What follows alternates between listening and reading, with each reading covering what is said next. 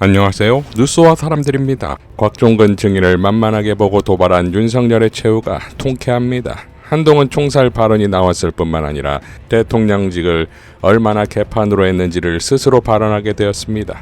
우리 관저에서 그날은 저녁 식사라기보다 좀 늦게 왔습니다. 한 8시 좀 넘어왔죠. 예. 그래서 그날 밥 먹고 이런 게 아니라 바로 안주 놓고 술 마셨잖아요. 그죠? 계란말이하고. 그러니까. 예. 그거 제가 만든 겁니다. 계란말이하고 베이컨 좀 구워놓고 앉자마자 그때 소주하고 맥주하고 섞어서 이제 술을 마시기 시작한 겁니다. 바로 그냥 소주, 맥주, 폭탄주. 또한 국회 침탈에 대한 흥미로운 발언도 스스로 합니다. 이 전자투표로 막으려면은 어쨌든 단전이라도 해야 되는 거 아니냐. 이 전자투표로 막으려면은 어쨌든 단전이라도 해야 되는 거 아니냐. 그동안 단전은 707 인원들이 야투경을 이용해 국회의원을 체포하기 위한 환경으로 생각했는데 아예 전자투표가 불가능하게 만드는 것 또한 계획에 모두 있었구나 하는 생각을 들게 합니다. 김요한 목사는 다음과 같이 밝혔습니다. 어느 분야든 고수들은 상대의 실력과 전력을 파악하는데 긴 시간이 필요하지 않다. 옛 무협지에 나오는 강호의 최고 싸움꾼들은 서로 몇 초씩만 겨뤄보면 상대의 능력을 정확히 알아본다. 옛날 무술인들만 그런 게 아니다. 가령 올림픽에 출전한 세계 최고의 유도나 레슬링 선수들은 경기가 시작되고 상대방의 몸을 잡은 채 2, 3초면 누가 이길지 안다고 한다. 이게 고수들의 세계다. 나는 곽종근 전 특수전 사령관이 싸움의 고수라는 말을 하려는 건 아니다. 하지만 그는 윤석열의 내공, 더 정확히 말하면 실체를 완벽히 꿰고 있다. 특수전 사령관에 기용된 후 술자리에서 윤석열과 합을 맞춰본 데다 내란 재판 과정에서 결투를 몇 차례 해봤기 때문이다. 그런 곽종근이 보는 윤석열은 그야말로 동네 양아치 같은 존재다. 그래서 겉으로는 최대한 전직 대통령에 대한 예의를 지키는 것 같아도 실제로는 말끝 하나하나에 경멸기가 가득 배어 있다. 말하자면 곽종근에게 윤석열은 그저 비루한 쪼다 같은 놈인 것이다. 그래서 윤석열은 절대로 곽종근을 이길 수 없다. 처음부터 정신적으로 왕창지고 들어가는 싸움이기 때문이다. 곽종근 전 특전사령관의 폭로로 한동훈에게 관심이 모이자 어김없이 오버가 나오기 시작하는데 재판 중지법을 중단시켰음에도 한동훈은 그동안 주장했던 것이 아까운 듯 만약에 재판이 제기되었을 때 이재명 대통령이 계엄령을 발동할 가능성이 상당히 있다고 생각한다 라고 발언했습니다. 이에 대해 전우영 역사학자는 다음과 같이 밝혔습니다. 한동훈이 이재명 재판 제기하면 계엄 선포 가능성이 있다고 주장했습니다. 윤석열이 한동훈을 총으로 쏴서 죽이겠다고 한 건 그가 배은망덕하다고 여겼기 때문입니다. 계엄 당일 밤 국회의원도 아닌 한동훈이 본회의장에 들어와 벌벌 떨던 모습을 온 국민이 기억하고 있습니다. 이재명 대통령이 민주당 의원들을 국회로 소집하고 국민들에게 국회 앞으로 달려와 달라고 부탁했기에 가까스로 계엄령을 해제할 수 있었습니다. 그때 계엄령이 해제되지 않았다면 지금 한동훈 이름 앞에는 한 글자가 더 붙어야 했을 겁니다. 어지간한 금수도 은혜를 압니다. 배은망덕한 인간을 금수만도 못한 놈이라고 하는 이유입니다. 라고 일갈했습니다.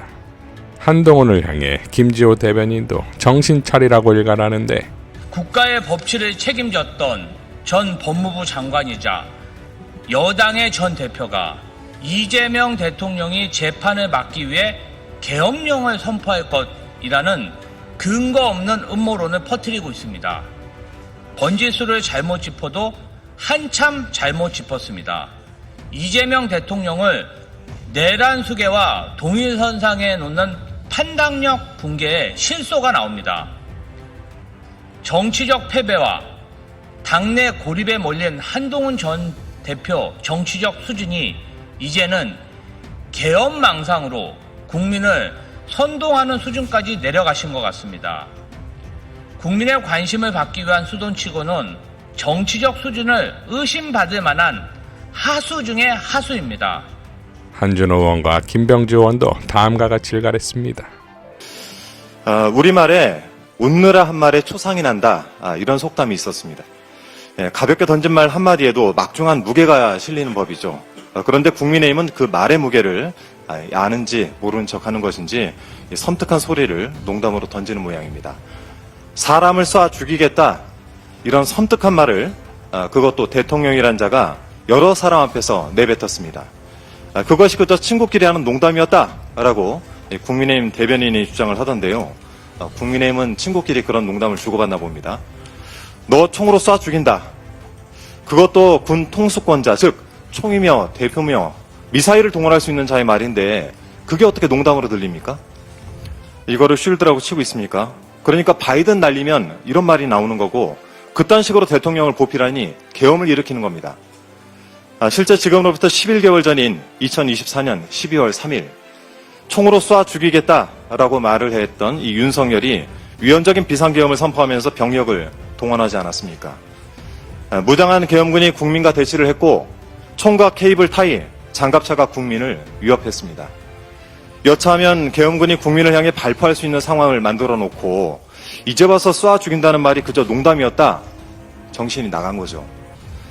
이 발언을 한 해당 대변인을 해임하지 않는다면 국민의힘도 이 말에 동조하는 것으로 간주하고 이에 대한 국민적 비판을 피하기 어려울 것입니다.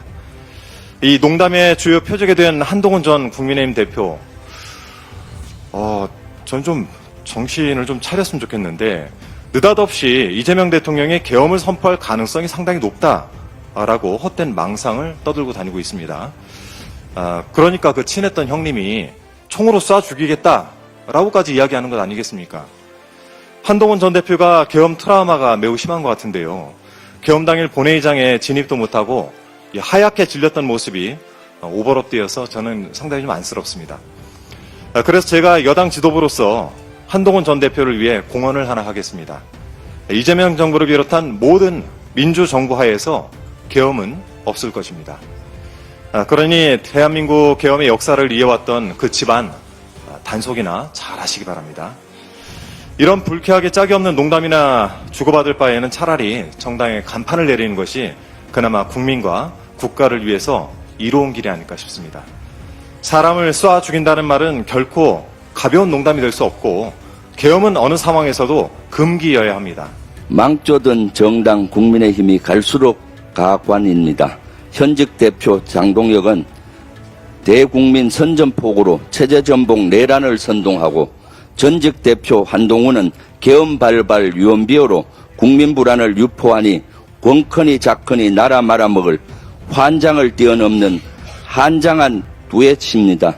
한동훈은 윤석열 보고 놀란 가슴을 왜 이재명 대통령에게 들어댑니까?